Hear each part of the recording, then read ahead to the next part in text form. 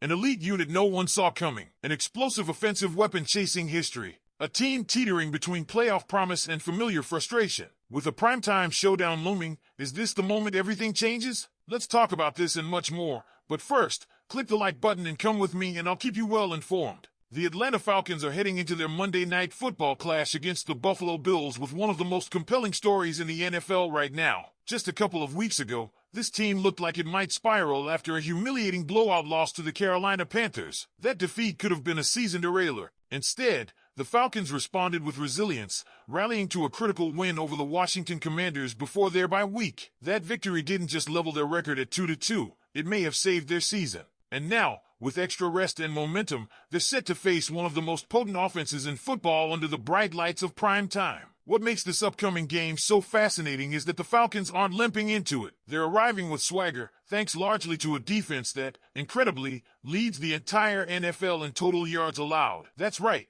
the Atlanta Falcons, a team that was often maligned for its defense in recent years, currently boasts the #1 defense in football after 5 weeks. Under new defensive coordinator Jeff Ulbrich, the identity has shifted dramatically. Gone is the passive, wait-and-see approach of 2024. This unit is attacking, aggressive, and unapologetically dominant. The transformation didn't happen by accident. General Manager Terry Fontenot has constructed a hard-hitting core on defense, and his free agency bets are paying off in a big way. Jesse Bates has solidified the secondary. Caden Ellis brings versatility and toughness.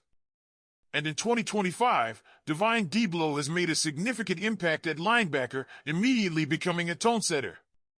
Add to that the heavy investment in defensive talent over the past 2 drafts. 7 of their 8 picks in the top 4 rounds went to that side of the ball, and it's clear the plan is working.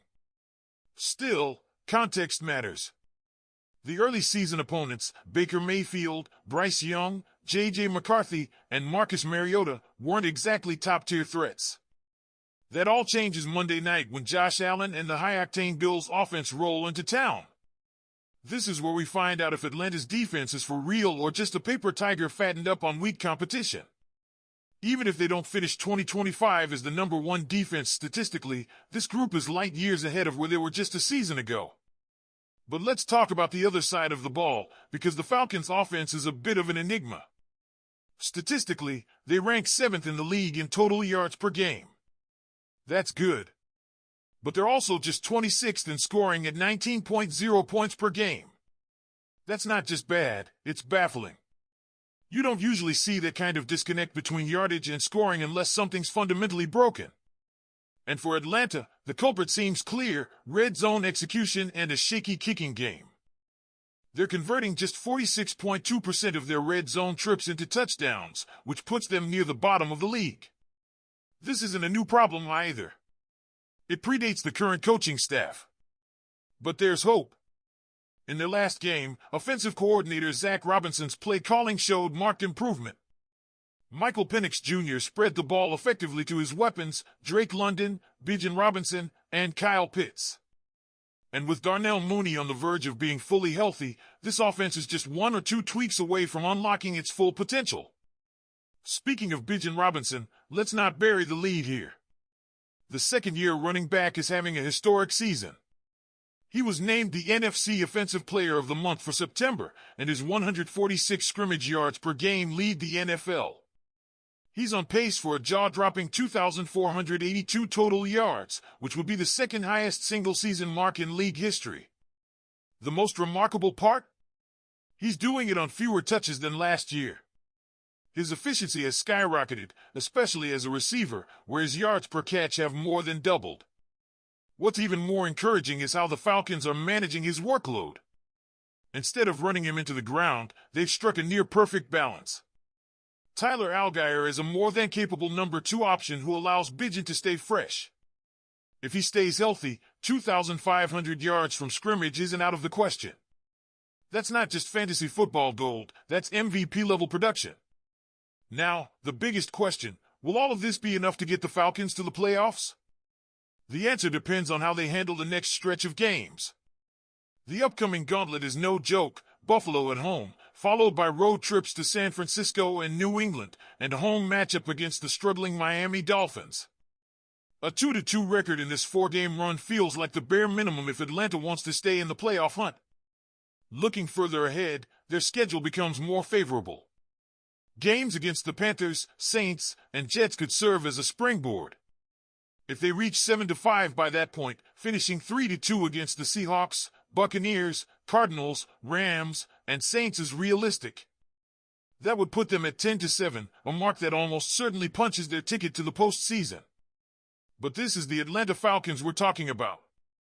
Consistency has eluded them for years. Beating the 49ers on the road is impressive. Laying an egg against the Dolphins the following week would be maddeningly on brand. This team has the talent. They have the defense. They have the stars on offense. But do they have the discipline to show up every week with the same intensity and focus? And that brings us back to Monday night. The game against Buffalo isn't technically a must-win. But it's the kind of spotlight matchup that could redefine how the Falcons are perceived nationally. It's a chance to send a message to the rest of the league that this team is no longer a punchline, they're a problem. So what do you think, Falcons fans? Is this the moment Atlanta proves it's for real? If the Falcons are going to prove they belong in the playoff conversation, it starts with matching the intensity and precision of elite teams like Buffalo, not just for one night, but every week from here on out. Because the truth is, while the stats tell a story of progress, the standings paint a more sobering picture. Atlanta is currently 10th in the NFC playoff race. They're not out of it, but the margin for error is razor thin. One sloppy loss, one missed opportunity in the red zone, one mental lapse on defense could swing their entire season off course. And let's not ignore the rising competition.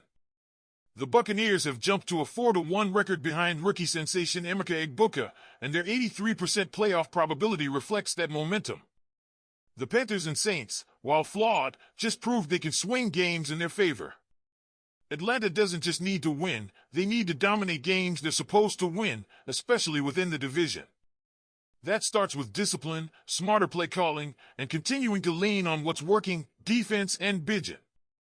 It's also worth mentioning that the head-to-head tiebreakers the Falcons hold over teams like the Commanders and Vikings could become pivotal down the stretch. These small edges, earned in hard-fought games early in the season, are what separate postseason contenders from the teams watching from home in January. There's a window here, narrow but real. If the Falcons stay true to their identity, if Penix keeps growing in confidence and rhythm, and if this defense continues its smothering pace, this team isn't just playing for respect anymore. They're playing for January football. Now, we want to hear from you. With the Falcons facing one of their toughest tests yet, do you believe this team is ready to step into the spotlight and make a serious run for the playoffs? Drop your thoughts in the comments. Don't forget to click the like button and subscribe to the channel to always stay well informed. Go Falcons!